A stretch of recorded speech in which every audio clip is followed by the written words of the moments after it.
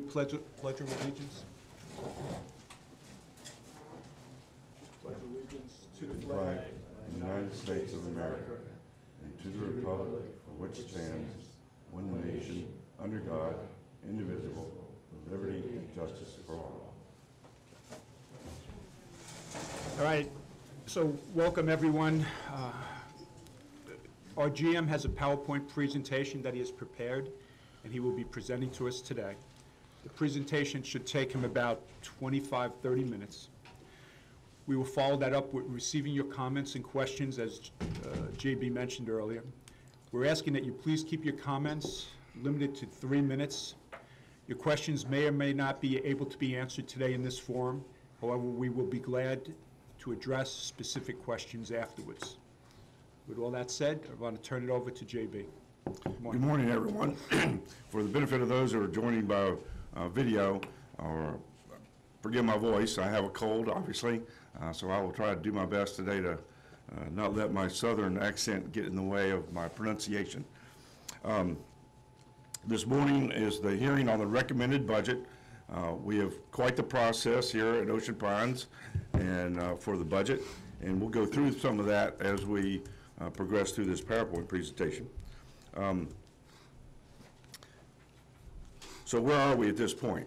The staff and I worked on creating a draft budget.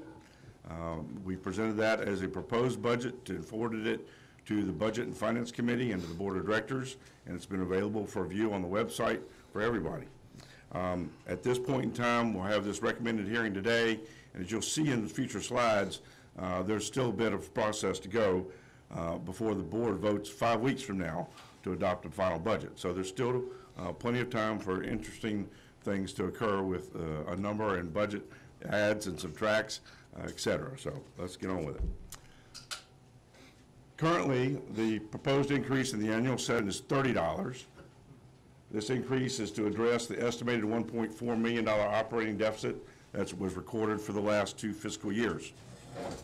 Last year was $369,000. This year we're estimated a little over $1 million. The proposed budget, again, before we got to today, had an increase of $60. It was $27 for the operating budget, or 3%, and $33 for deficit recovery. That would have been a 3.5%. The Budget and Finance Committee and myself, we had work sessions last week where we actually eliminated the increase to cover any operating expense changes. The total operating budget is $11.7 million. The reserve balances remain positive. The contribution to the bulkhead reserve has been reduced by the $19 that every lot owner pays into the bulkhead reserve. The $465 that the bulkhead lot owners is still in place.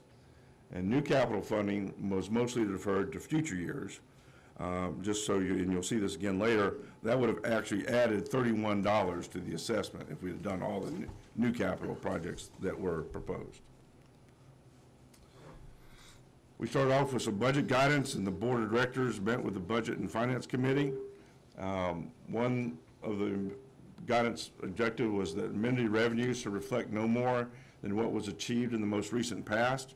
And if you think about that, if we had budgeted revenue that was way more than what it was likely to have been in this current year, that's one of the things that was going to be reflected as a big change in the proposed budget. We were to review staffing levels and pay levels, and that is ongoing. Suggest 3% salary increase to be awarded based on merit. That 3% increase was included. However, there were other changes to payroll. We'll talk about those briefly a little bit. Continued on budget guidance, the capital budget should be presented separately from the operating budget. It was. Increase the capital threshold from $2,000 to $5,000. Road depreciation should be included. I had originally not put that in the proposed budget. When we did that last week, that actually added $26 to the assessment. And it was made up for in other areas, obviously. A deficit reduction plan for last year's actual losses and this year's anticipated losses must be developed. That number can be spread over a series of years and offset by profitable years. Further, that number needs to be identified in the budget in preparation of the assessment. That paragraph there came from the minutes of the Budget and Finance and Board joint meeting that we had on budget guidance.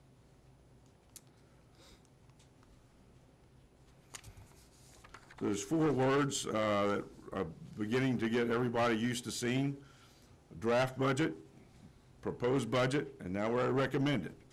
There's another big step between that recommended and final. So it is a process, months long. September through November, we draft the budget, proposed budget I mentioned earlier. We had our work sessions, and then this hearing today on January 20th. What's next is Monday morning, I'll get together with the Budget and Finance Committee again to consider any further changes based on today's hearings, what we hear. If the Budget and Finance Committee and myself want to make any additional changes, we may make them then before we forward it on to the Board of Directors. It may be that the other changes that we are talked about today, we may leave those up to the Board of Directors to address. So then next Saturday will be a briefer version of today, and then you'll have opportunity for member comment again next Saturday. And then the Board of Directors will have their work sessions, 3 days in a row of getting into the weeds or staying at the 30,000-foot level, depending on what the board may want to do. And then the Board of Directors on the February 10th, you'll have another opportunity to comment on any changes that are proposed at that point in time. And then on February 24th, 5 weeks from today, the board will vote on adopting the budget and setting the assessment. The changes that were from the proposed budget that I and the Budget and Finance Committee agreed to last week, we're going to get ready to go through those in a second, but I wanted to note that this is a bit different from years past. These changes have already been made. The board doesn't have to deal with those again unless they want to go further with any of these decisions that you're getting ready to see. On finance and membership, we reduced payroll and benefits by $17,852.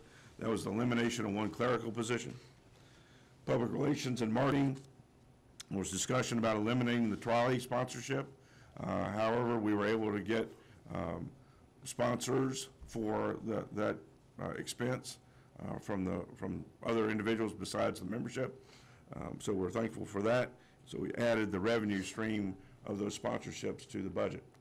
In Public Works, we reduced expense of payroll and benefits by $75,000. We have 2 unfilled positions in the Public Works Department, and we have eliminated those 2 positions. Further changes, with Fire and Emergency Services, we increased the expense to the capital reserve by another $47,000. This is to cover the expense of $189,000 for a retrofit of an ambulance. That would be next year. There are other things going on with fire and rescue, and we'll be working through those. Golf operations, there was a debate on how rosy of a picture we might want to present on golf revenues.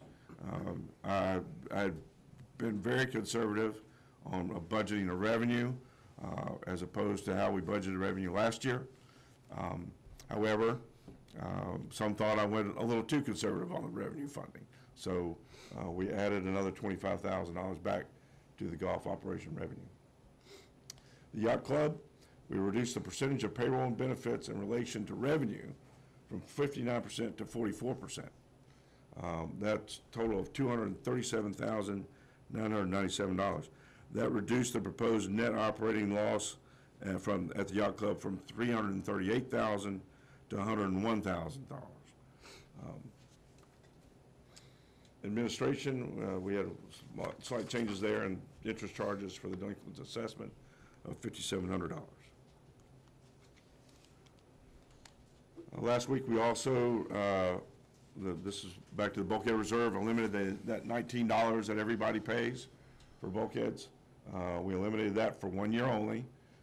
That saved $159,236. Roads depreciation.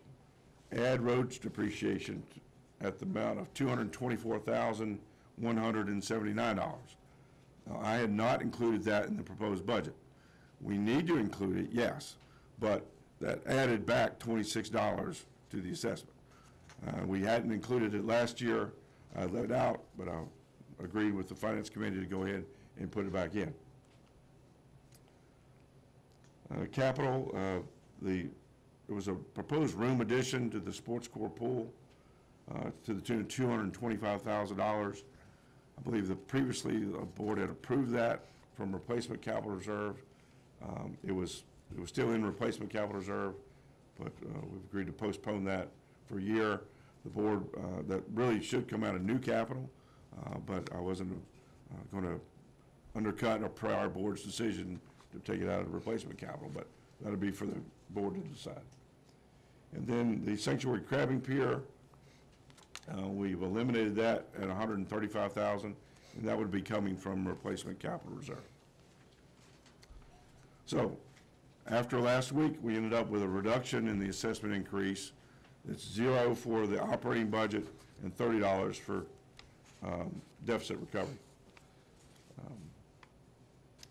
The reserve funds remain positive. And again, we addressed the operating deficit of the last 2 years with an increase of $30 per lot.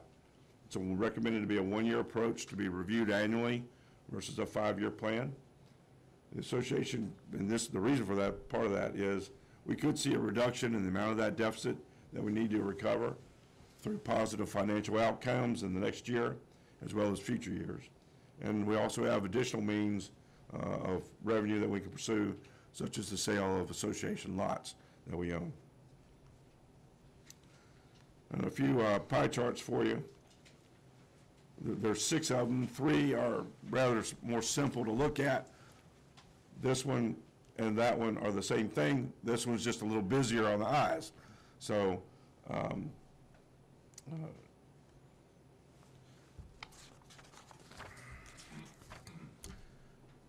in the revenue, you can see the big 54% at the bottom.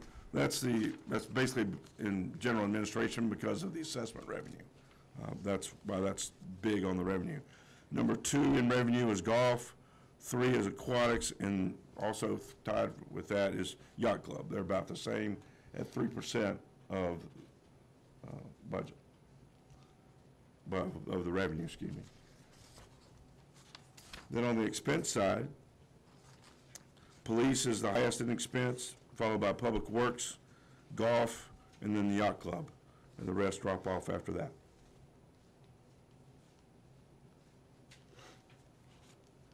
Oops, excuse me.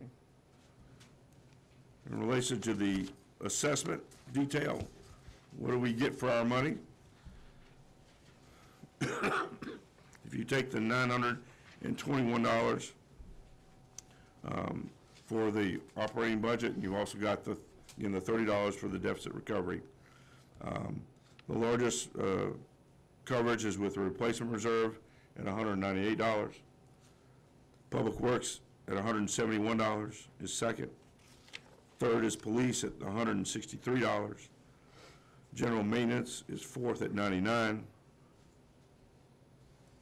Fifth is finance and membership services.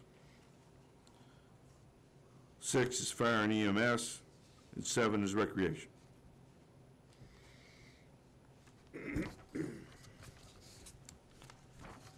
General highlights, there's a 0 increase in the assessment for the operating budget. Staff levels have been reduced by the equivalent of 12.76 full-time employees. That achieves a reduction in recommended expenses of $241,671. That equals $28 reduction in the assessment. You see the bulkhead reserve comment there again, and then of course the amount to address the deficit, operating deficit of the last 2 years.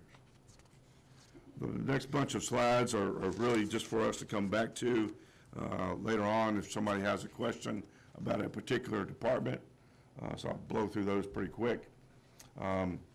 We did add $13,000 in the manager's office for contractual services for human resource consulting. Finance and membership services have been sort of added back together because that's what they function as one department. The big thing to note here, the associate dues have been zeroed out, and the associate membership fees that we had a couple years ago have been reinstituted within the specific departments. So if someone is a non-resident, they won't be paying the $250 and then can pay the member fees. They will be paying a separate fee that's higher than the resident fee for each of whatever amenity they want to utilize.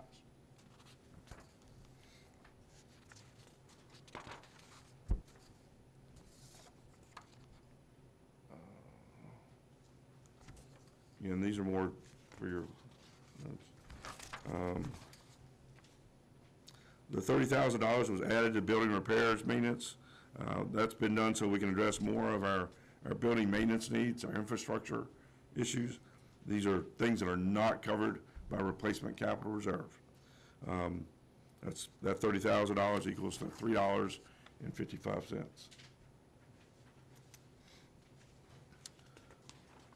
Public Works, we've increased landscaping by $8,200. We did see, obviously, an increase in oil and gas prices, and that obviously impacts our workload. And then the budget for road and bridge repairs. And again, this is another one of those areas where we have increased the budget by $60,000. These are things that are not covered by the replacement capital reserve. These are other types of repairs that are not deemed replacement. That equals about $7. And I mentioned the $189,000 for the capital purchase of an ambulance that will be rehabbed. Police Department, their increase is about $50-some-odd thousand. Most of that's associated with payroll and associated costs. Recreation, this is 2 points here. You'll see this again in aquatics. A big difference here is the minimum wage increase to $10.10. We have asked council to give us some guidance on does that minimum wage hike apply to some of our seasonal part-time staff in recreation department and aquatics. Initial thoughts on that, or it may not be required. So that's under review, and the board will continue to discuss that matter. The recreation department had one of the two items that it did include as new capital projects, and that was a controlled gate access system for the dog park. That will actually produce revenue and pay for itself over time. Excuse me. I'll try to avoid the Rubio arrow. Excuse me.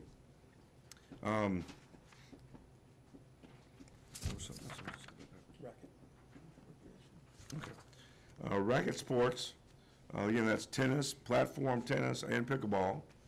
We did add an equivalent of one full-time employee to support that program, with its hours being split between the three areas. That adds about $26,000 to their expense. The total subsidy for racket sports is about $12,000, about $1.50 per lot. In aquatics, we did add food sales back to the sport and racket pool, or swim and racket pool, excuse me.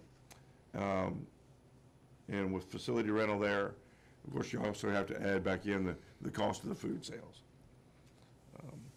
The increase in payroll of $70,000, that's related in the increase in part-time hours, equivalent to one full-time employee without benefits, as well as the pay structure changes related to the minimum wage change. Golf operations, that'll be pro shop, golf maintenance, and turn grill after May 1. We'll move turn grill operations back under the control, at least for this year, with the director of golf. As we work to do other things upstairs, that may change that, but for now, that's where that will be.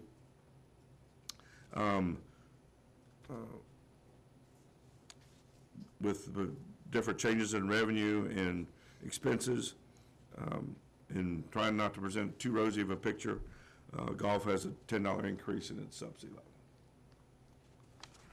Beach Club will get back to black there. Beach parking, projected net increase there, so we'll add to the black there. The Yacht Club, obviously big changes there. There are other changes coming ahead for the Board of Directors to consider over the next week or two with regards to a management type of consulting contract. But if you think about, and this is something that I tried to explain to the Budget and Finance Committee, is we had to put together a budget. I didn't have those proposals in yet. So I had to go with what we did know, and that was doing it in-house. So the numbers were a bit different in the proposed budget than what they are now. We made those changes with regard to payroll percentage to revenue, and that got us back down to $100,000 subsidy there at the Yacht Club. The marinas, our fuel sales increased, but of course we had the increase in fuel pricing. We're going to raise the slip freight fees by 3%. We do have a waiting list, so the market will bear that. Operating amount is about the same. The replacement reserve, the next two slides are all of the things that are proposed and recommended to be paid for out of the replacement capital reserve. And I've got slides at the end that talk about the balances on each one of those reserves. Operating software is our main operating financial management, all of our amenity management software, looking to change that from our current system. Public Works has mowers and tractors, radar and vehicles for the police department. The police and admin building, architectural and engineering services.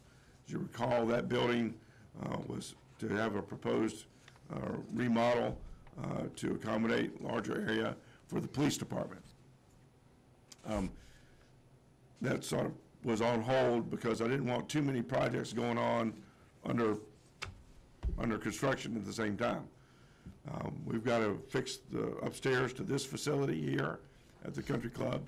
We'll do that first, but that doesn't mean we can't go ahead and get the architectural and engineering portion of the project for the police department and admin building done while that's going on. Again, I apologize for my voice. Pond Trail, the craft building renovation, Southside Ballfield booth, pool furniture, and various things in the sports core building. That is not the additional room. This page is mostly golf, a picker cart, fans for a couple of greens, radios for communication. Again, this is all replacement capital reserve. Utility carts, mowers, and a fuel system. The last two items I will address, the Country Club renovation. We had, the board just adopted a contract for construction drawings for the upstairs. That $500,000 is for that work to be done as we move on. The Yacht Club second floor deck, that's an ongoing problem with the outdoor deck on the second floor has warped due to heat and sun, and that the product there I don't think is the right one for that space, so we need to replace that. It's a tripping hazard and has been a long-term sore. So the various reserves, the replacement reserve beginning May 1st of this year, $4.69 million. The membership will contribute as a part of their general assessment. That was at $178, I think, of your 921 goes to contribute that amount to the replacement capital reserve each year. I will come back to replacement reserve in a minute, but our reserve expenditures are 1.67, 63, excuse me. And the estimated end balance at the end of the year would still be 4.7. So we're putting a little bit more than we're spending. Now, many would say, well, why not take some money from the replacement capital reserve and pay down that deficit that we owe to ourselves? Well, the reserve study is ongoing. The staff has been scrubbing their list of 2,000 different items, what their estimated life is, what their replacement cost is. And that's past due at this point, but we're working to finalize that. But there's some big decisions that we as a community need to answer with regard to the replacement capital reserve. What do we want to be our minimum balance that we want to maintain? What percentage level of funding do we want to fund it at? And what inflation rate do we want to factor into those calculations? Those are three big questions that are policy questions that the board and the Budget and Finance Committee will be addressing over the coming months. And that all impacts what we need to have available in our reserve fund. And until those questions are answered, we really need to be careful about taking money out of any of our reserve funds. Once we know those answers, then we may be more comfortable in utilizing some of that in a different way. But until that happens, we need to be very careful. The bulkhead reserve, estimated balance in May is $2.5 million. The estimated contribution, again, we're taking out the $19 that every lot owner pays. So that will be $680,000, significantly less than normal. The total, our expenditures of $999,000, right out of $1 million. That will leave us an estimated balance of $2.1 million. Also, this next Saturday, a week from today, at the Board of Directors meeting, not only will you be hearing a shorter version of this for the board and another opportunity for you to comment on the budget, but also the board will be hearing a presentation on the bulkhead replacement program. What we have planned right now, what we have planned for the next year, and with a peak at a couple years out down the road, which will impact these reserve numbers. The road reserve, estimated starting balance of $511, estimated contribution of $555,000. That's road depreciation and also the casino funds. We expect to spend $500,000, so again, remaining will increase our balance a little bit over the year in the road reserve. New capital, there were two new capital items. Drainage attachment, it's a tilting bucket, which allow us to deal with some of our drainage problems a little bit better. That was $8,500. And again, the controlled access gate system at the dog park, which will actually produce some revenue. That $14,500 is all in new capital that is, and right now, historically, new capital funding, any new capital project, is funded out of the operating budget, which does what to our assessment? It makes it bounce. And we have to cut in other areas in order to afford a new capital project. So there are a lot of good ideas and good projects that were not funded in this budget. We'll come to that list in a minute, I think. Yeah, that's the next slide. But while we're here, I wanted to point out, again, all new capital projects are paid from the operating budget. We need to get away from that process, not in this year's budget, but think about what we were just talking about between bulkheads, replacement capital reserve, reserve study, and new capital. Take all these reserve funding mechanisms, and let's look at these over this next year so we can deal with that in the 2020 budget a little more efficiently. Unfunded new capital projects, the pond trail lights. I know it would be a great thing to do. It would add a lot of pop to that area. Pond trail exercise equipment, a bike track, the zip track playground equipment. And by the way, there were a couple of things that didn't make this list even. One was a drone. Nix that.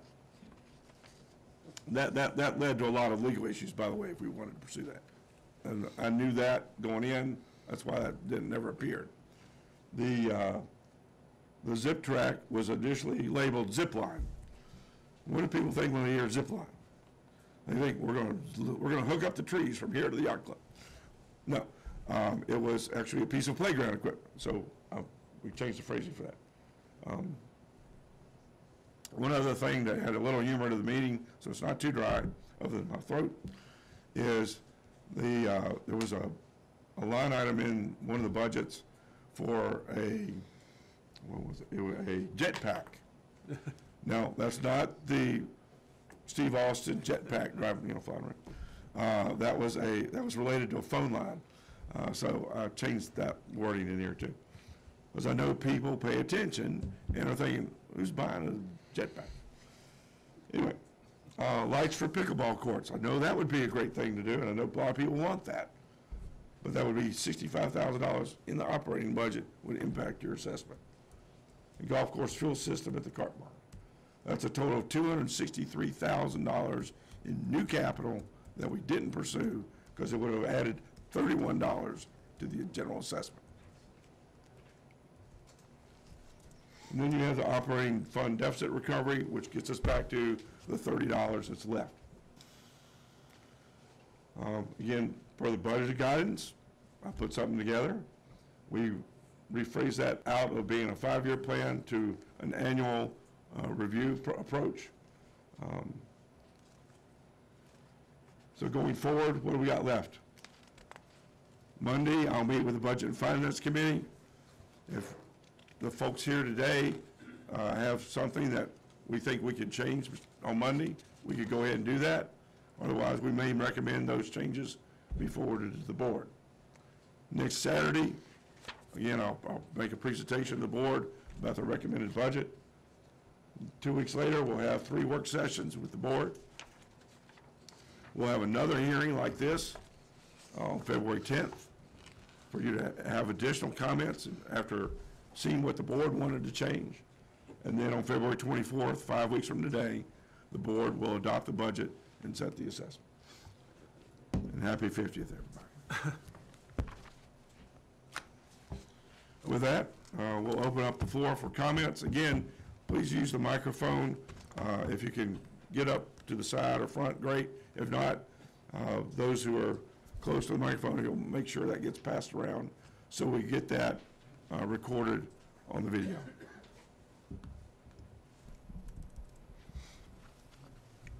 Good job.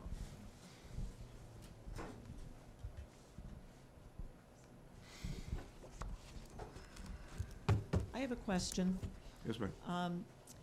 I've heard a lot about the amenities and what's being done to improve the amenities, the bulkheads, which really only impacts, I'm assuming only impacts homeowners who live on the water. I only heard that we're spending $8,500 for something to help with the drainage problems. And there are areas in Ocean Pines that experience a lot of flooding, and I think the money would be more wisely spent in improving the stormwater problems that Ocean Pines experiences.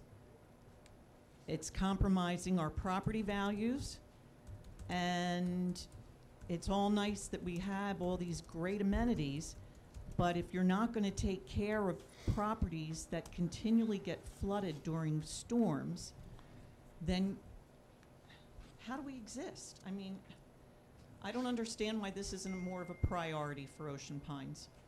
It's known that there are areas that get flooded, and I've worked with Eddie Wells, and let me tell you, he's wonderful. He responds every time we call, but I don't think it should be up to me to police all the drainage ditches in our area of Ocean Pines. We have a lot of homes that are vacation homes, and those people aren't here during the fall and the winter. There's ditches around us that are filled with leaves, and when it rains, those leaves clog up all the pipes, and we get flooded. What are we supposed to do about it? I'm not going to sit here and go out and clean everybody else's drainage ditch. I think that's Ocean Pines' responsibility. And I'd like to know why there's not something more in the budget to address drainage issues in the Pines. Do you want me to answer anything, For me, no, go ahead. or? Okay. You defer to me when you want. Okay.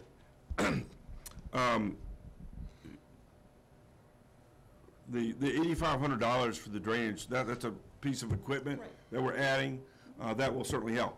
And correct me if I'm wrong, anybody, was it last year or 2 years ago that we added 2 labor positions specifically for drainage? Yes. Is that right? Okay. So that was added specifically for drainage. Bigger picture, to get at some of the things you're talking about. There was an effort, a year plus ago, to address drainage in a bigger fashion. We are working to reestablish that process. That involves the county, and our staff, and, to be blunt, just haven't had those meetings yet, to get going, and we will do that this spring.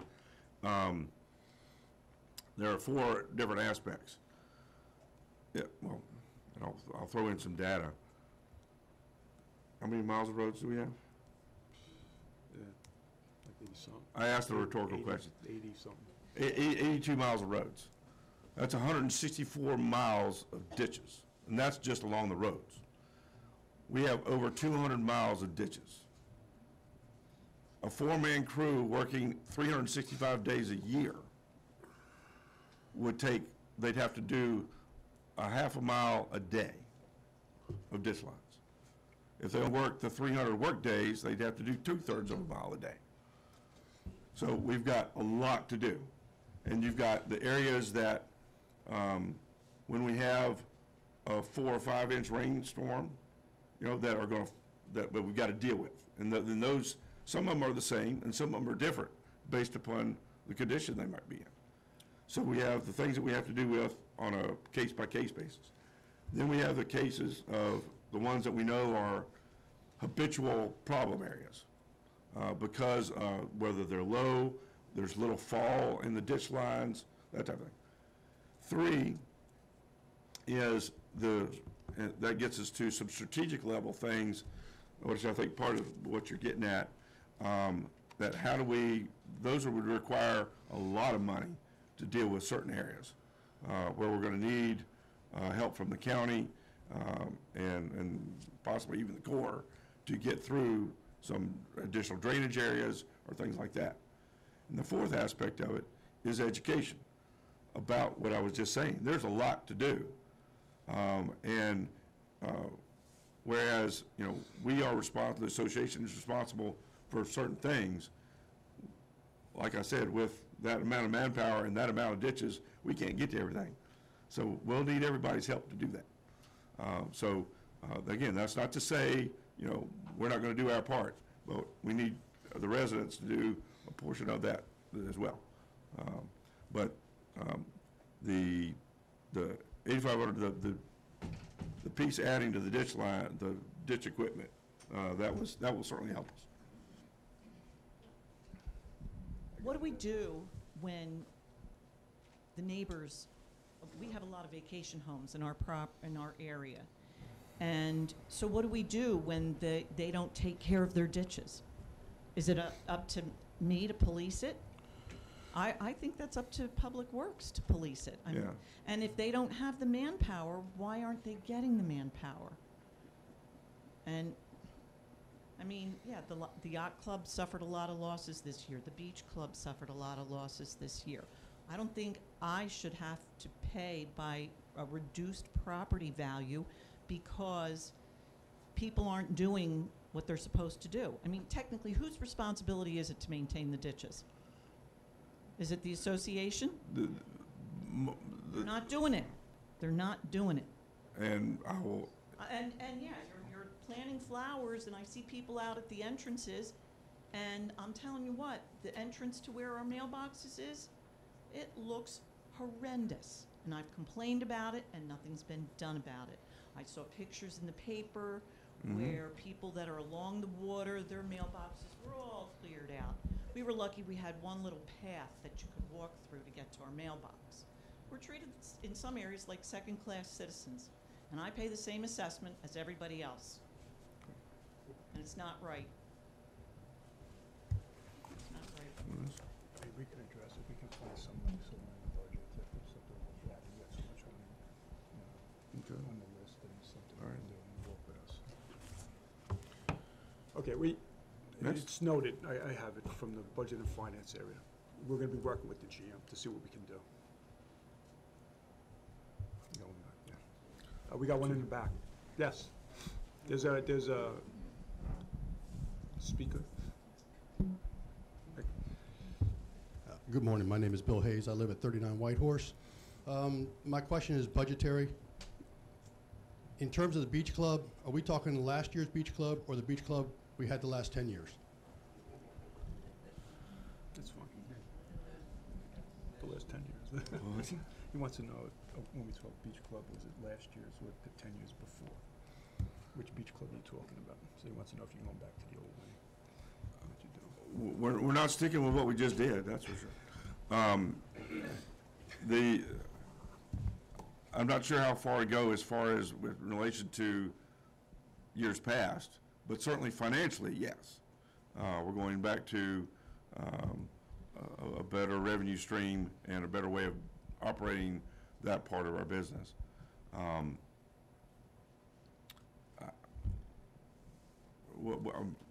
Maybe follow up with that, define. Bottom line is we changed the way we try to allocate the parking spaces. We came up Oh, with okay. a Okay. technique. Okay. And we lost on food and beverage because we couldn't entice the tourists that were associated with the community participating. We took a lot of homeowners out of it because we limited how the passes were distributed. And Okay, this is different. we just went with a whole different technique of what we did the last 10 years before that, because we were trying to, react to some people that weren't doing the right thing within our community. Right. And when we did that, it caused a big difference in the way we received revenues and allocated, distributed the parking spaces and that kind of thing. I'm just telling you, we used to run kind of a profit business, and we made money in the organization. Last year, we didn't. I think it's probably because of the way we changed how we did business. So you can't just allocate dollars or budget against last year unless we're going to conduct business like we did last year. If we're going to conduct business like we did the 10 years prior to that, then I think you have good numbers. But I'm not, if you're halfway between, I don't, Okay. you got my point. Yeah, well, no, I got the second part. I didn't get it the first time. And I will address it. You're right. JB was not here. Let me just break it down to pieces, some we did answer. As far as the revenue stream, as far as what we're expecting, we're budgeting for the beach club, it's in line with what you categorized as the last 10 years, not counting last year. So it is in line with that. There will be changes made there, which the GM will talk about. As far as the parking, you're right. There were changes made last year, and I'm glad you said it. It was in the best interest, and they believed they were making changes to address a certain situation. We've seen that before on something where the best intentions were there. Maybe it didn't work out. That in the GM's budget, from what I saw, did not change. It's a point that you're bringing up, and we'll go through it with the GM afterwards. But I understand the points. Was this the $120 in the parking pass Well, no, some people. piece? Okay, We'll go through it. And Art has it. We can go through it. okay. You want me to get it? All right, I got back there, the first hand that came up. Sir? I'm Bill Sheridan, 398 Parkway. Just the first thing here, on this document, example of replacement reserves. Maybe I'm reading it wrong, but we show What page? May 1, 2008. What page? I'm sorry, 44? Look at Bill 2 as an example. 22? Oh, What page did you say? 22? the problem is I can't stand up real good. If I can help them, maybe. Yeah. Look at page 22 as an example. We have a starting balance of May 1st, 2018. We have contributions and expenditures with an ending balance of April 30, 2018. 22. Page 22. Oh, That'd be I'm sorry, yeah, it's gonna be 44 for us. Oh, 44, yeah, okay. Yeah, They've got Yeah, they've which got is- that sheet. yeah, I got it. That was what I was expecting. This is an excellent schedule, first of all. Yeah, So, it should be 2019, I believe. so wait, so what was this question? There's a couple like that. So anyway, so I. All right. Go ahead. The estimated ending balance, April 30, 2019. Yes. And there's a couple Right. schedules like that. No, you're right, you're right. Okay. The other thing is, Go ahead, sir. I want to quickly mention, Ocean Pines has been here for a long time. They've had a yacht club for a long time. Now we have Terrence Grove we're going to redo in the country club. Competition from Ocean City. How do you consider us being in a winning position with the competition from Ocean City? If you get families down here, the kids go to the boardwalk and they want to eat there.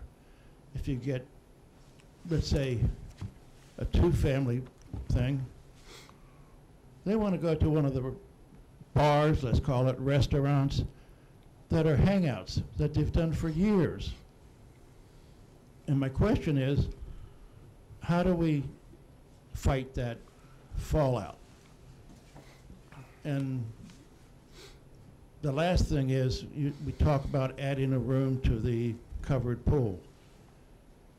All I'm going to mention is Ocean Pines, historically, has overbuilt what the owners can sustain. They have to go out and get the public, which is fine, but it still doesn't necessarily make the budget. My issue is how we're spending money and what kind of competition. Same thing on golf. You have like a couple dozen, 36 maybe golf courses in the general area. How are we going to sustain any of this rather than throwing money at it? Thank you. You want to comment on Yeah, I'll comment briefly. One, thank you for pointing out the error on the dates. I was not the only set of eyeballs that looked at this, obviously, and a bunch of it missed it. So, but the numbers themselves are right. I know that. Regarding public access, or well, let me deal first with the room addition to the pool. That is not in the proposed budget at this time. I know there are multiple board members here and finance committee members here. They've heard these comments. Regarding public access, a couple comments. One, if you recall during the presentation, I did say that the $250 fee that any non-resident could pay, and then they would be eligible to, I guess, associate membership fee, and then they could buy the other fees at the member rate. And we've done away with that. That did impact our revenue stream in several different areas for some of the amenities. So that will be of help. But a greater comment is your comments about people coming to the beach and whatnot. As we have gone through the process of looking at consultants and others for food and beverage operations, particularly Yacht Club. First of all, we would meet, and I'll share this story, you'll see where I'm going with this. We'd first meet in my office, I'd share with them some financial information, sort of lay of the ground, and then we'd go over to the beach club first. And we'd tour there, and then I'd say, okay, now fast forward, it's summertime, you've got 400 restaurants right here. What's going to make me drive across 90 and get all the way back into Ocean Pines to go to the Yacht Club?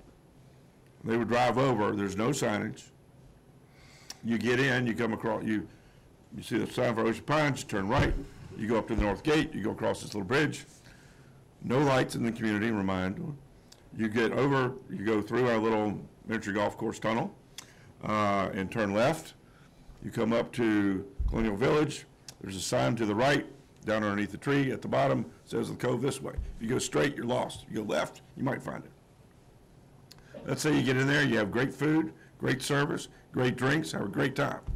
You come out at 9 o'clock, it's dark, Now, how in the world do I get back to 90? When Boise Cascade built the first yacht club, they didn't build it on 589 because they weren't going to do it as a restaurant. They used it, they built it to sell the lots. That's why they built it where they did. The view, the attraction, everything. So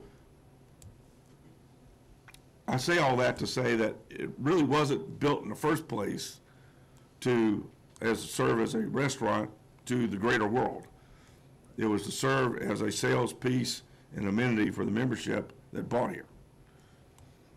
Now, we have a modern society where we look at the bottom line. Okay, that's not a bad thing, but let's be realistic is what I think you're saying about what we could get on that revenue side. The majority of people who are going to utilize the yacht club, the golf course, why not, live here. We do generate a lot of outside revenue and participation in the recreation programs, at the golf course, at the yacht club, at the marinas. And in some areas, we make a profit. In some areas, we don't. I think as we look to consider a management consulting contract, I think we may be able to get at those numbers a little bit better. But yeah, if you think practically about it, the people who are going to mostly utilize the yacht club are our residents and our guests. And so it's okay. Yeah. Hi, my name is Braille Brocky. I live at 88 Windjammer. I would like to know all these meetings that you have up here that are supposedly open to us. Yes, sir. Is there any place we can find out where they're at, what time they are? Yeah. It is on the website for Ocean Pines. Okay. There's a calendar. If you go into Ocean Pines website, that's where I go to check to see where they are. But they're right The there. reason I'm saying is because we have a text message thing in the Pines here that notifies me of an accident out on 589 or stuff like that. I mean, we could put a message out on that. I mean, Right. because everybody doesn't Right. go on the internet and whatever. The use of the text alert system is actually limited to emergency type situations. I would like to utilize it for the very purpose you say, but there are regulations on the use of that. But can we communicate better? Sure, always.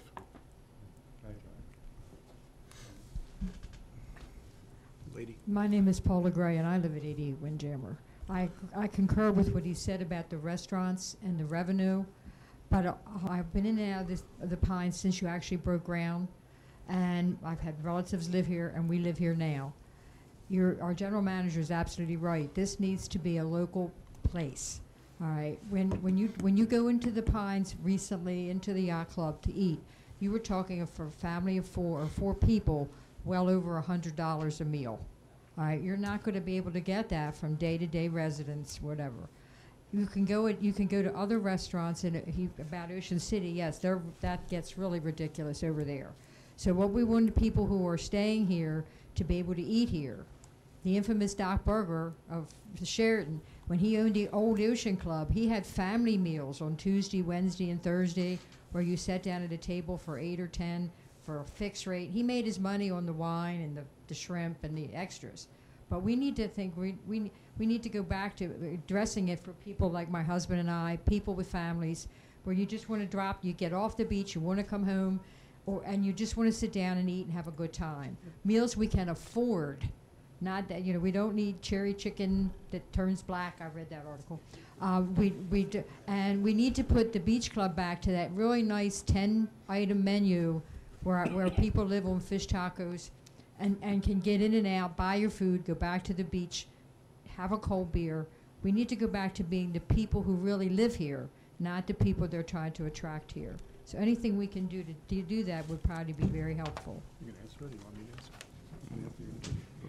answer? Well said. Maybe he should hire you to help out. Hi, I'm here, and I've just come from my neighbors and stuff to express the dissatisfaction about raising the assessment. We don't think most people don't like it that I've talked to. Maybe some do, but that's not why we want to have it. Because I don't think we get anything better. If it was 30 or 80, we're not getting anything better. That's my opinion.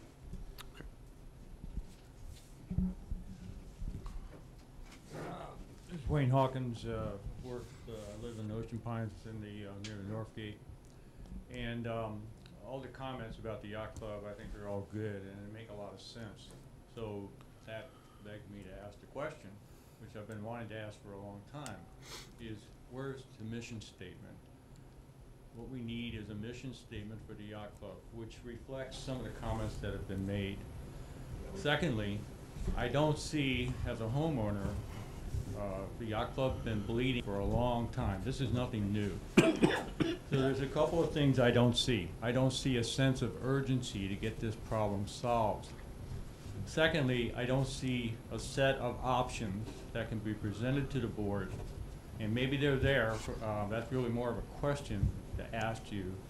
Do you have a set of options on how to deal with the problems of the yacht club, which include the pros and cons of each option and the costs associated with each option, so that we can compare as homeowners what makes the most sense, provided that we already have a mission statement that we can all agree to.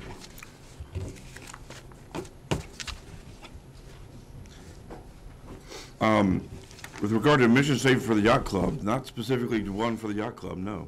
Good idea, though. As regarding sense of urgency, among that and a lot of other things. But as far as set of options for the board, I was waiting to get my third option. I was told I would have it today. It actually came yesterday. So I have 3 options that I'm beginning to do just that, put together. Here's the pluses, here's the minuses, here's the costs associated with each. And that will be going in my report to the board this next week. Will you be able to see it?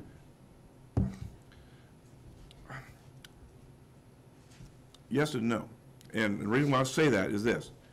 If you've got 3 different companies that are proposing different percentages or dollar amounts and that type of thing, it reduces our negotiating position as an association if information is out there early in advance. Okay? Now, I will give this information to the board. The board will decide what to do with it at that point. Okay? Hi, my name is Jeff Williams, 246 Teal Circle. And I'm curious, we went through a lot of discussion on the yacht club on how it essentially loses money, right? There's subsidy rates. If we're going to spend $500,000 or so to redo the upstairs here, what makes us think we're not going to lose money? Then be in the conversation next year about subsidy rates for that. Okay. The concept for upstairs is not a sit-down meal place like you would think of as the yacht club. We're going there for dinner. Turn Grill will continue to operate in that sense here. What's envisioned for upstairs is not that there wouldn't be a kitchen. There would be a kitchen.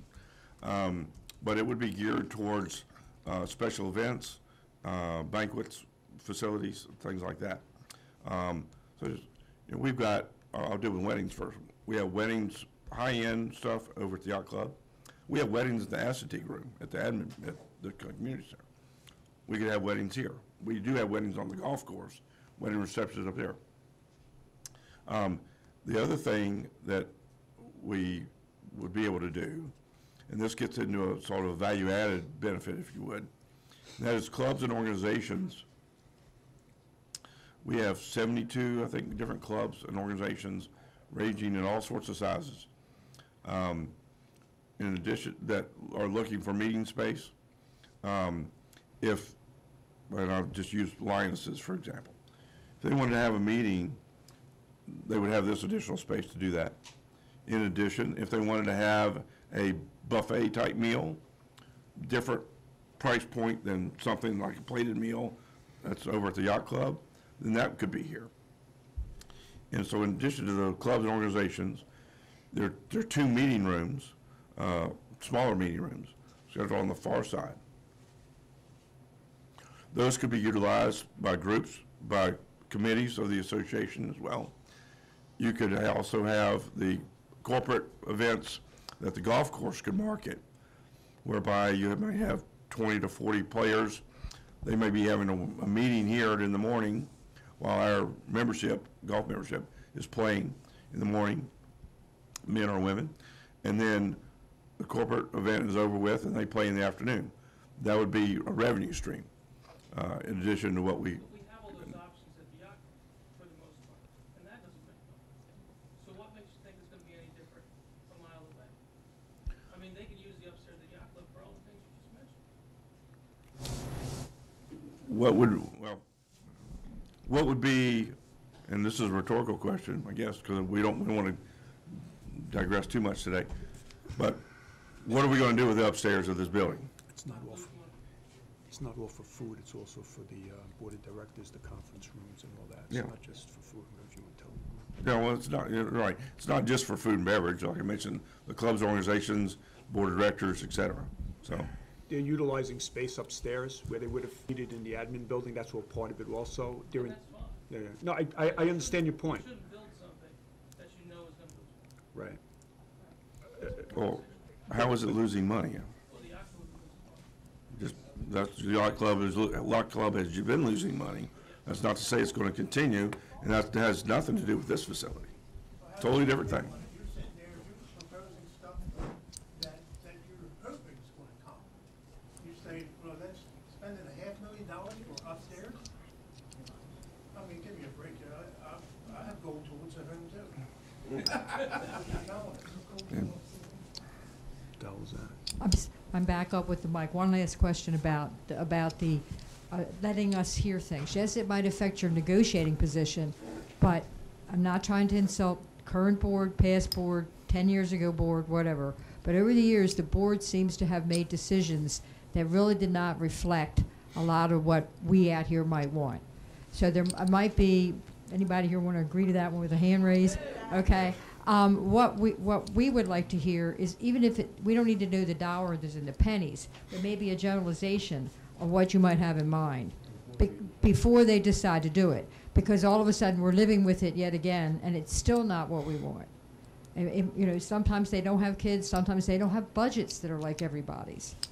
So if anything at all, if any way, shape, or form, we could know a little bit more so that we could impact or talk to the board, and then we could say to the board, well, we said this, why did it not happen? Because I said this at a meeting a couple months ago, we are the Pines. Questions? Here on the right. Hi, my name is Carol Fritz, and we live at 1290 Ocean Parkway. My question to you is, when you have your own budget intact in your home and something bleeds for 5 years, something should be definitely in the process of being done or close to being done about it. If you're considering a management company, it shouldn't be one person like what happened the last time. One person is not going to turn the yacht club over. You need a corporation that is going to assume the losses of the club, including equipment that they would replace and not be based on us assuming replacement of equipment. There's a lease out there, and it's a corporation lease, and I'm sure you're aware of it, Mr. Bailey, that they will assume all responsibility, including if the dishwasher breaks. That company assumes the responsibility. Marriott is one. You can tell who I work for, but we assume responsibility. You had a contract with Marriott years ago, but what happened, and you people have been here for years. We got our noses. We're an HOA. We're turning into a management company. We're an HOA. Management is run by the company that it accesses. That was Marriott. We stuck our nose, not you, Mr. Bailey. Previous administrations here have stuck their noses into the other people's business. Marriott walked out. They didn't want anything to do with it, and the interference was because of what happened with people on the board trying to influence the company. Marriott showed a profit when they had the yacht club, as I'm sure many of the other people that you have had here that are, hopefully, putting in bids to run a yacht club will do. That's my assertion on the yacht club. My other question is lighting. You kind of gave a brief explanation as to why we can't find things here. We're new to the development. We've only been here barely 2 years. I got lost twice trying to find my own house the first 2 weeks I was here because there's no lighting. We invite people to come to have a cocktail at our house. They're over the north end, they're down in the middle of the south end. There's no lighting. And besides that, it's a hazard. I see young people on bikes on Ocean Parkway in the evening at dusk, somebody's going to get hit. There has been accidents in here, but major lighting, you could do lighting through solar panels. It doesn't have to be the whole, the whole development done at one time, but consider adding some lighting, like the lady back here said, that we're putting lighting around the walking path. We need lighting through the development. That'll enhance people to come in. I mean, you really have to consider where safety is too. I spoke my piece. Well, I'm gonna run with that one for a second, because it deals with that whole capital reserve issue. How much will lighting cost in the community? It's not replacement, because it doesn't exist now. It would be new capital. That would, if it stays in the operating budget, it would add to your assessment to do that. Right, and that would be new capital, and that agreed. For the people and the children that are riding bikes through the facility. Right, I'm not disagreeing with you, ma'am. I'm using your example to drive home a point about new capital. It impacts the assessment currently. And that's why a lot of these things that we'd like to get at, another one being mailboxes. Anybody think those are an eyesore? All right, how do we get at that? That wasn't even in this at all. Okay, I have this lady. For 5 years, I've written letters to the board and the general manager and the newspapers about lighting. And What's her name? Your name? at our house, we have a dusted on light on the garage and at the front door. And it lights up the end of our court enough. We're one of the few that have something. And all I asked in this letter was for the board and the general manager to ask people to invest a small amount of money. It doesn't cost much for these lights at your home, whether you're seasonal or full-time residents, because it makes a huge difference. I drive 3 women to card party at night because they will not. I don't think it's working, is it? They can't drive at night. A lot of us, don't want to drive at night, and it's very difficult, especially with visitors and people who've never been in the community before. So all I asked was, could they request that everyone volunteer to put up some sort of lighting outside their house? One guy yelled at me and said, "That's lighting pollution, and I don't want it." But anyway, and there was even a suggestion from a board member that at the meeting or the event they have at the community center on home improvement every year, I think every spring they have it, that we get some lighting contractors in there who would give us a good deal, give the residents a good deal on some lighting fixture outside your house. So people have come up to me and said, what a great idea, but nothing happens. Okay. Ma'am, please state your name when everybody. I'm sorry, Carolyn Neal, 24 Windward Court. Okay, thank you. We're going back there and we'll work our way back. Oh, boy. Gene Ringsdorf, 2 Carriage Lane. Back to the renovations being made to the country club. It wasn't but about 2 years ago or so, plans were submitted for a brand new country club that would cost over $2 million. Back to the renovations on the country club. What we're doing now is also trying to make space to move some of the administration building offices up to the 2nd floor. Why are we going to do that? The police department is operating in about a 1,300 square foot facility in the administration building, and that same amount of space when they had 3 police officers, uniformed officers. They now have 16 uniformed officers. They need about 5,000 square feet of space. So we're going to take offices out of the administration building, expand the police department space in the administration building up to 5,000 square feet. Why are we doing that? Because previously, not more than 2 or so years ago, a proposal was made to build a brand new police station out on 589. That might have cost about $3 or $4 million. I don't know. The plans were never approved. But that was the thinking then. So people say there's a lot more reasons why we're trying to do stuff with the upstairs to utilize these buildings and use what we have efficiently, rather than always building new, you know, building a new police station, building a new country club. And finally, there is a liquor license upstairs that has a lot of monetary value to Ocean Pines. And once you, if you don't continue using it, you lose it. And to get it reinstated is probably not going to happen. That's what the county has told us. So there's a lot of reasons for these renovations, but they're not all related to just food. There's other things. It's a series of dominoes that we're trying to take care of here. So anyway, All right. good morning. Thank you, Gene. Okay, we're going this way, Gene, to the next person. I think we got 2 or 3 here. Excuse me, sir. Maybe that gentleman right there? No? Excuse me. Did you have a question? No? All right, we got 2 here. I wanted to ask you a question about the revenue pie charts. What? Revenue where? The revenue pie pie charts charts. that you presented. Okay. Okay. What I'm curious about is what portion of that revenue is coming from our homeowners' fees? That's my first question. Is that the administration? When you have revenue administration, what exactly is that? That's going to be your assessment fees. Oh, those are the assessment fees. Okay, I just want to clarify that. Yeah. And the second question is, there's been a lot of new homes constructed in the last year or so. And I know in the Northgate, we're getting a lot of new construction for single-family homes. Can I just ask one question? When you said that's the assessment fee, is that for a landowner or a waterfront owner?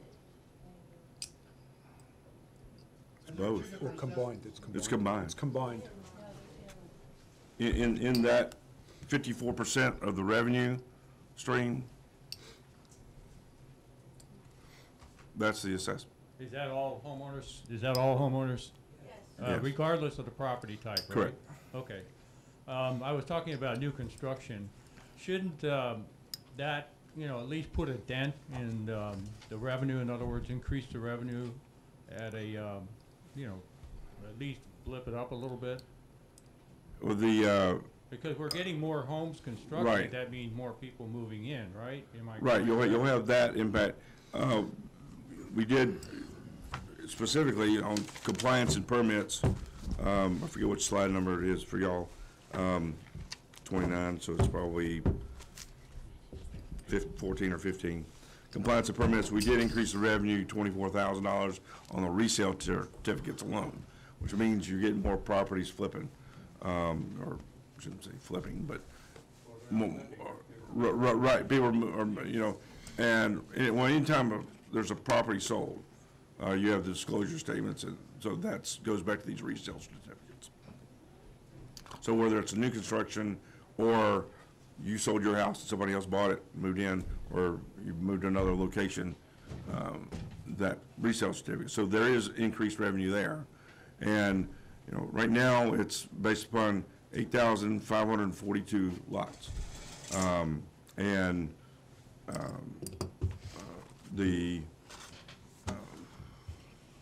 was trying to think of the lot assessment. There's a difference between the waterfront lot and the non-waterfront lot. What's your Is there a question? difference between, How much? is there a difference between a lot that has a house on it and not? Not sure. I'm not sure. Yeah, I don't think there is. The main thing is it's all combined. What's that? It's just all combined in there for now. Right. Okay. You can always get back to them. You have a I question? was looking Margaret? up something else, but. Yeah. I'd just like to adjust Name, please? Doris Lloyd, Hi, Doris. 65 Wood Duck Drive. I've been here over 30 years, and to my knowledge, in the beginning, we had 4 different contracts for the yacht club. They all promised the world, and they didn't fulfill some of their promises, and we let them go. I can't remember a year that we made money at the yacht club, period. Is there a time we made money? No. So I think whatever you do, if you have it in-house or out-house, have a contract that states many things that should be done. I just want to let people know that it's not a new thing of losing money. Thank you, Doris. If I may go back to this gentleman's question, I was looking for this sheet. The assessment rates, the 921 currently, non-water, the assessment types, non-water estate, water estate, water non-bulkhead, and water non-bulkhead estate. That totals to 8,452 lots. So, So our revenue is going up from that perspective. yeah. Yes. Building a new home on an established lot doesn't change the assessment revenue, because the undeveloped lot has an assessment prior to the home being built, and adding a home to Who owned the it lot? doesn't change the assessment as far as I know. If we own the lot, we don't get an assessment. Right. That's what I was getting ready to say. Thank you. That's exactly what I was getting ready to say. So a home constructed on a Doesn't change it. does not affect the revenue. Correct. It's, Ray Brocky, I'm back in 88 Windjammer. To address that lady's idea about lighting the pines up, the cost of lighting the pines would be eye-popping. I'm an electrical contractor, and That's my I can point. tell you the $11 million budget you have here might pay for lighting. All right, and to address the other lady's idea of having a contractor come in and put motion lights up and stuff like that at a discount, you might find somebody to do that, but you'd have to sign up by about 200 homes for them to give you any kind of discount. Thank you. Okay. Anyone else? Oh, the gentleman in the back. Hi, I'm Bill Sheridan, 398 Ocean Parkway. The only thing I wanted to follow up with was when I mentioned the losses on the yacht club, and they are big. I got an opinion that, so it's going to happen. The words were, things lose, things don't lose. And that's not the approach we should be looking at. I mean, we got roads that are bad. We got a lot of things. But the yacht club stands out like a sore thumb. You have, hopefully, some people who might want to take it over. I'd be surprised if we got a good contract with them because of the history of the yacht club, just as one item. It's very, very disturbing. Thank you. behind you, sir. Right. Good morning. I'm Jill Lobb from 24 Eptai Court, and I just wanted to express a bit of information for a lot of folks that I've been reading about on the exchange, so to speak, and there's some dissatisfaction or disappointment or both, probably, and frustration about the increase in the trash amount that everybody's got to pay. It went up only maybe $1.50 last year, I understand, but now this year it's gone up quite a bit. Well, I was just asked if I was coming to bring that up, and the other thing I just wanted to also mention is I'm glad that the upstairs could be used for offices rather than food. I tried to support the Ocean Pines 2 years ago with a wedding and a bunch of baby showers and wedding showers and everything, and the prices were so outrageous. Again, to ditto everybody else's comments, the prices were not competitive with the Atlantic Hotel. We ended up using the Dunes Hotel in Ocean City, and I think putting more food upstairs is just not going to cut it. So I just wanted to also ditto that. Thank you. And I think you're doing a great job just coming into this. It's we've watched Night Moves, so thank you. Thank you. Appreciate We it. don't need a Thank you. Java Cafe, we don't need a crab shack on the side of the yacht club. We could go on and tell you everything that's been put in I've seen some interesting things. as disaster. So thank you for showing a level head today and answering our questions. We Yes, ma'am. appreciate it. You're welcome. Oh. Very good.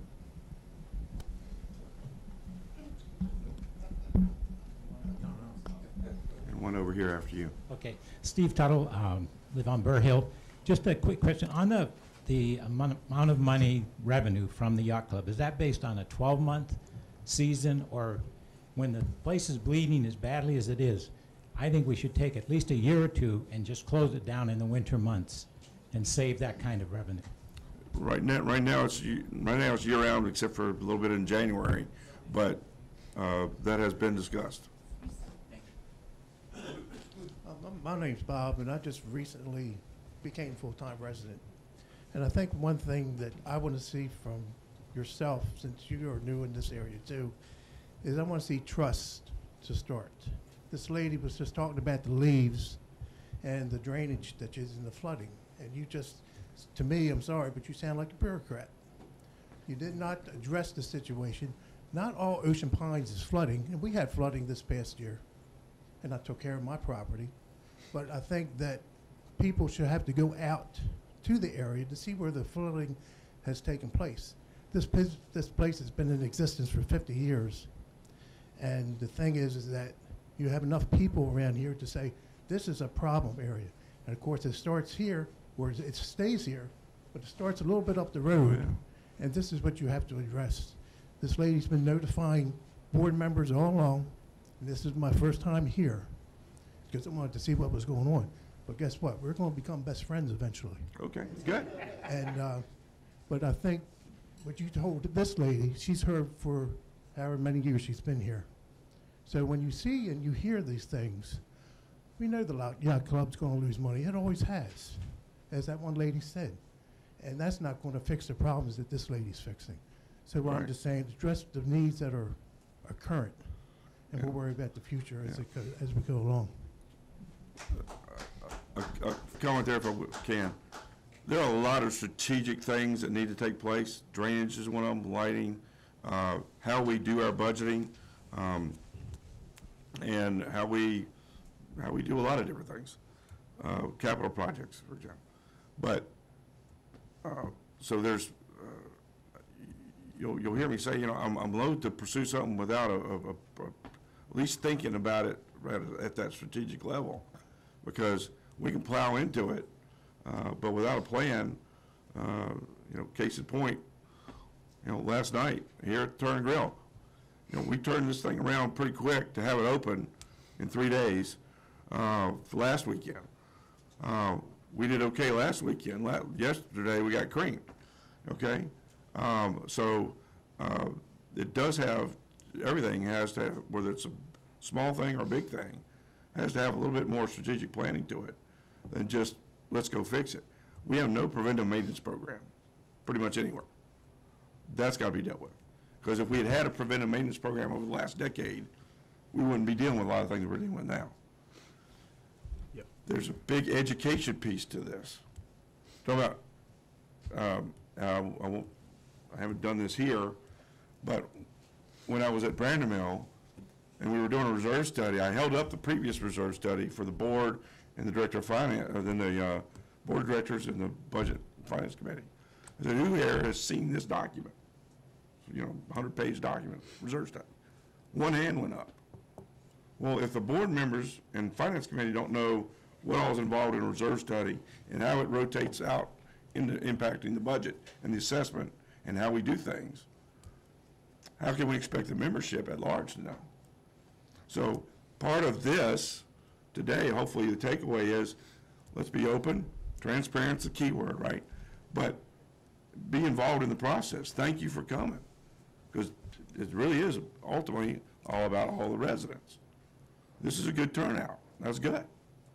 And we need to, stay a part of the process. Where if you can't come to a meeting, watch it online.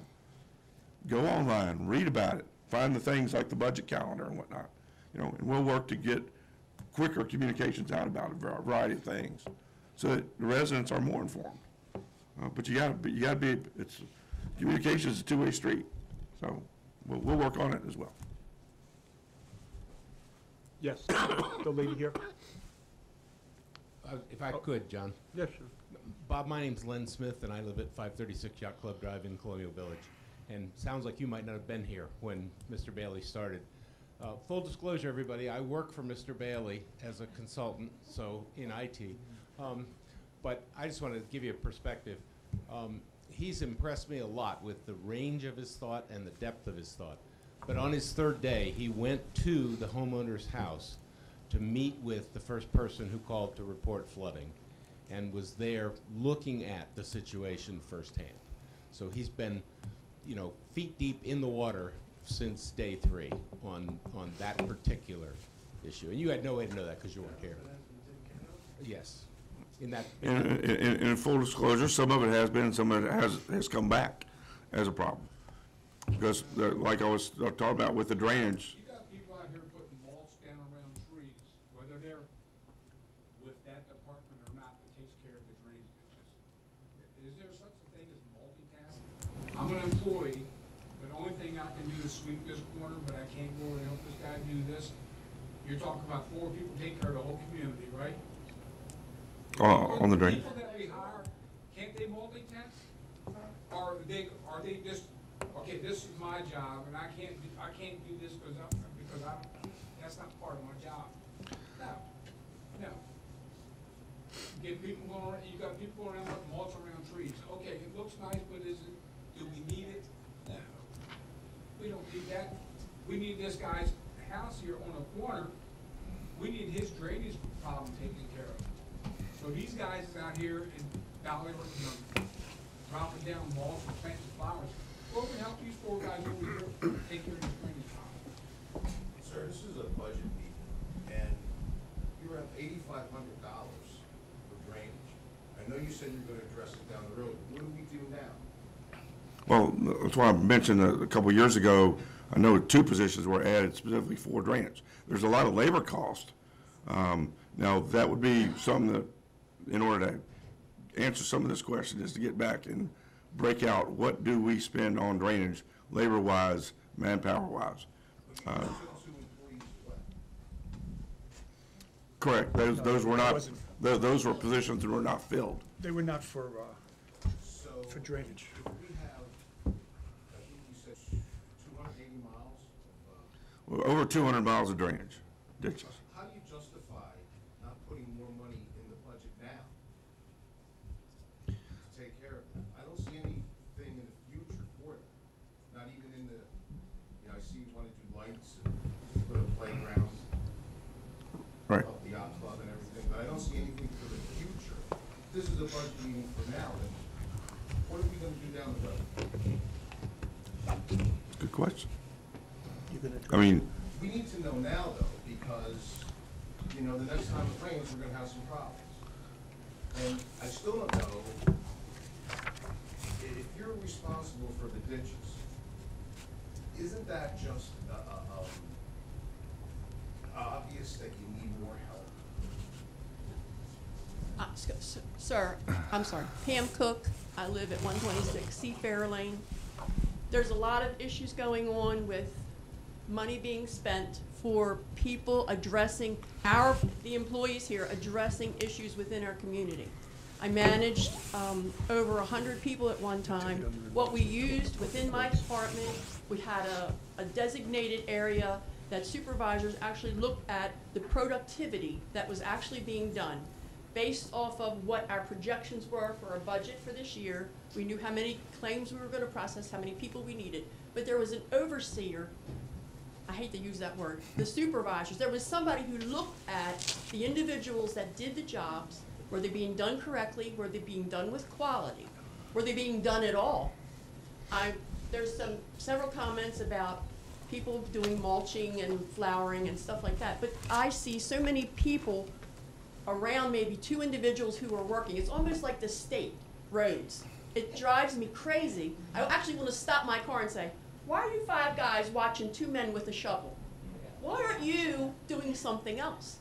That's not even a multitask. What are these individuals supposed to be doing throughout their day so that they know at the end of an 8-hour day that they have accomplished something.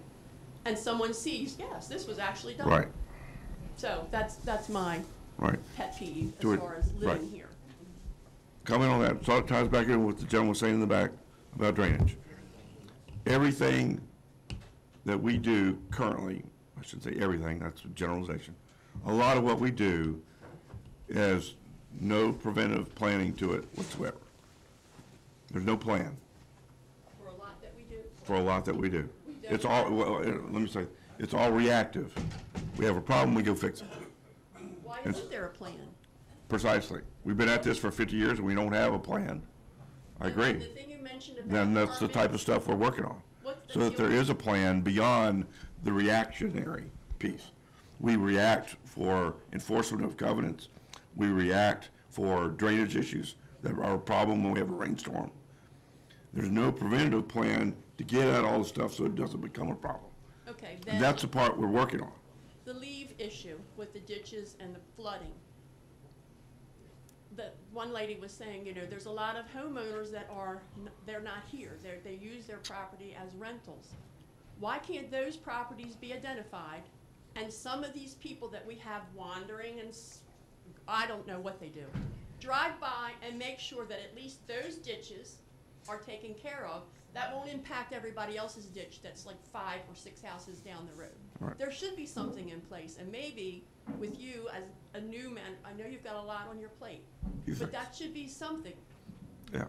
But I agree. I'll I give you a agree. little bit more time, I but agree. really, that I know. should be something. I get it. I That get you it. address through your, Yeah. the heads of all Yeah. these departments. The only other comment I'll make, and we move on, I think there's a question over here.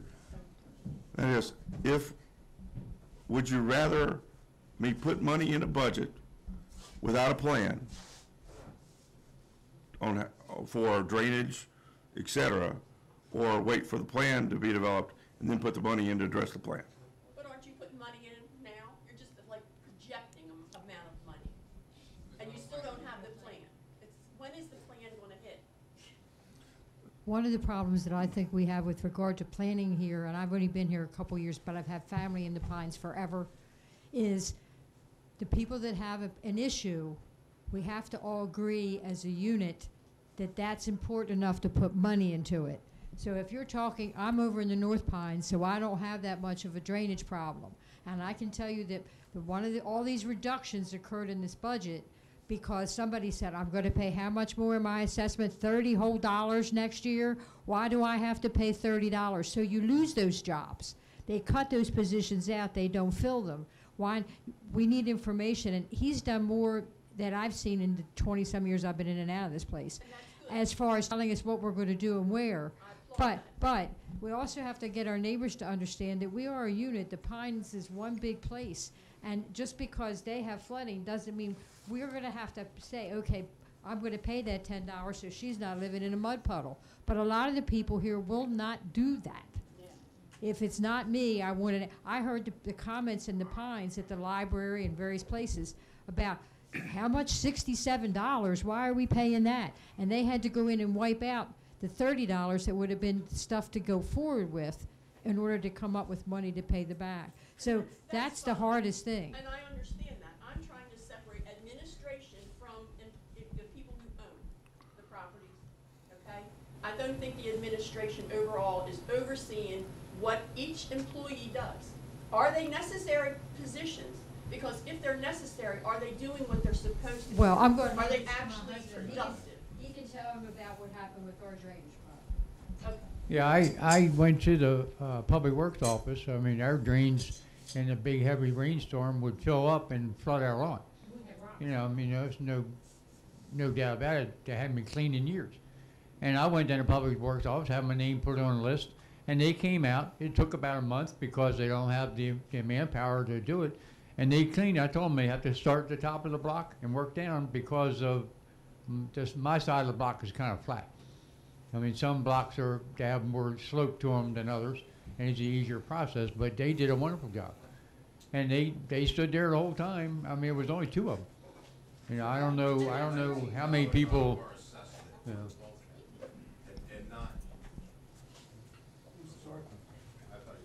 Huh? Yeah, I'm done. That's, I mean, they, for the amount of people they have, they do a wonderful job. How can you take $19 out of our assessment for the bulkhead and not do anything about the drainage? I don't live on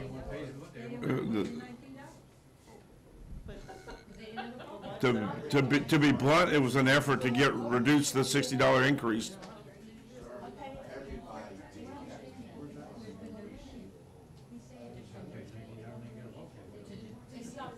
Anybody else have a comment or question? Yes, ma'am, in the back. Right behind you. Thank you. This is a very minor question, and maybe you want to end this on this because it's more easy to deal with. But I see that there is money for playground equipment that you've allocated. I would like to request that you take that pirate ship from the yacht club pool and put that in your budget. Just move it.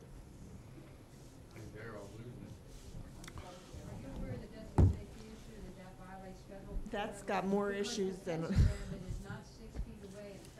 the whole thing. It Don't won't be get me there in May. started. We don't want to start talking about the pool right now here. The pirate ship won't be there in May. I'm not sure where it's going yet, but it won't be there. This is Bill Sheridan again, and this will be my last question or whatever. The 398 Ocean Parkway. No flooding. Well, can't say that. Anyways, how was the budget? Where was the initial part of the budget? How was the initial part prepared? Who did it? Okay. The department heads and myself. Some of the committees were more involved this year than not. Next year, I would expect that will be a bit different because the various, particularly amenity committees, some of the other policy committees will be involved in the budget process more as we go forward. We looked at prior year actual revenue for 3 preceding years.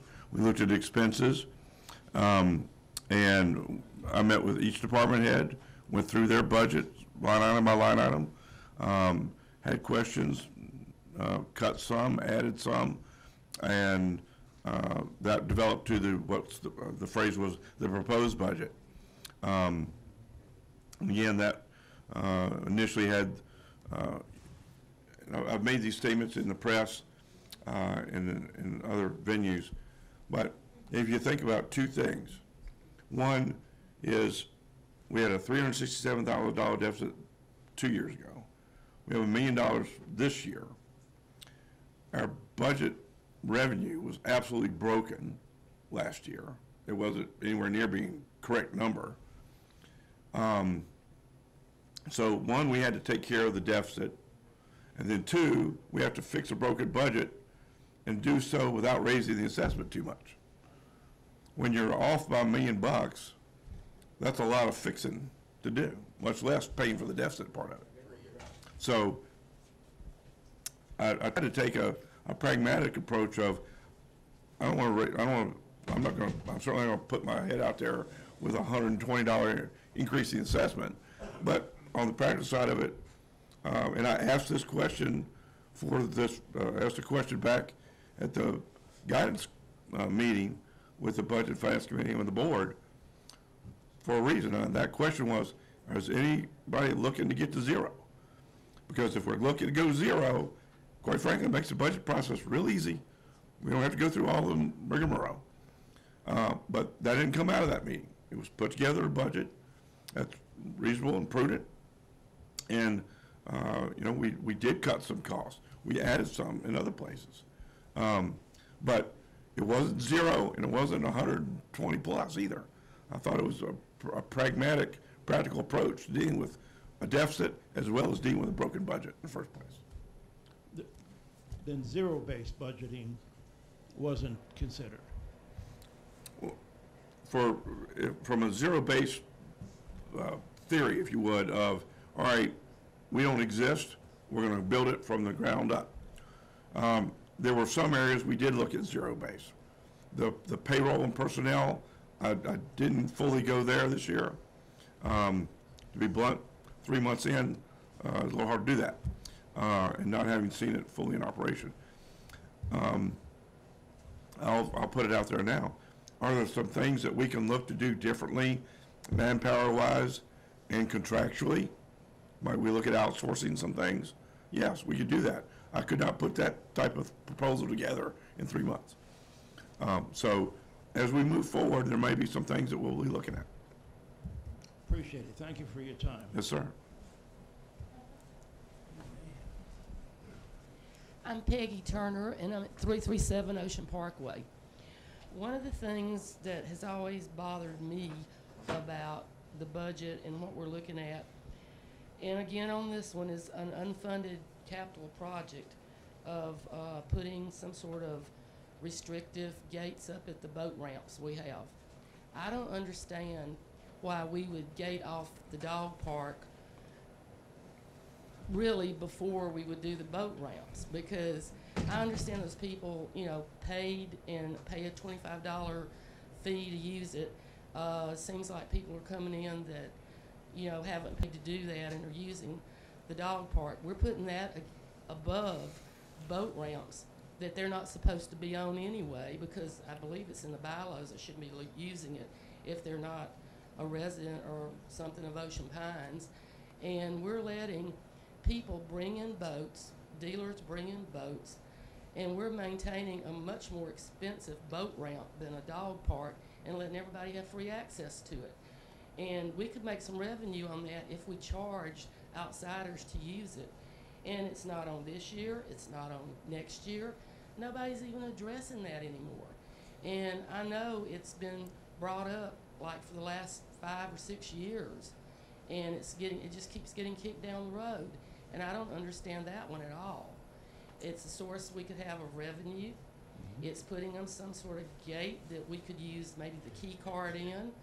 And it's the same premise as putting a fence up and using it on the dog park. And, you know, I'd like that to be included and looked at. Okay. I don't know how much it would be. I'm from the boat club. The boat club has done 3 surveys on who goes on in and out of that boat ramp. There are very few outsiders that use that boat ramp. A lot of times, it's people from marinas bringing back boats from people in the Pines. So they're not outsiders. They're doing something for people in the Pines. And I don't believe there is a fee for the dock and the boat ramp. No. This is a boating community, I'm sorry to say. We have 12 miles of... Anyone else? Are we done for the day? Okay. Yeah, gentleman in the back, ma'am. There's one more in the back.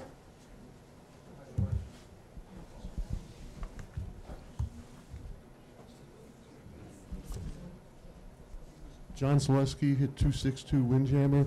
We're talking about losses at the yacht club, and we have to pay to recover those losses. Last year, there was a lot of talk about missing deposits and inventory missing from the yacht club. And there was talk about a forensic audit. Has that occurred? Do we have a plan to make sure that doesn't happen again? I'm not sure what happened before I got here on the forensic audit. I don't know if it involved that or in the finance department. Regarding going forward, we have made some changes in how we track our deposits on a daily basis internally. We have I think 20 cameras over at the yacht club. And we only have 5 access to that building now, so we know who's going in and out as a planned use. Those that may get in otherwise, we've got cameras on it. So, and we'll be looking to do some more things as we move into this next season. It'll be different. I just want to say that there are companies that, if necessary, put people in there to see what's going on and reporting it back to the management. And these are companies that have done it for a long time. And it happens in Ocean City a lot. They plant these people, they watch if the money goes in the pocket, if it's a free drink or whatever. But there are people who can help. Right. Okay. That's all for today. You have next week, you have three board work sessions on the budget. You have February 10th, another hearing, and then February 24th, the board votes. So you got 5 more opportunities to say your piece, okay? I hope you feel better.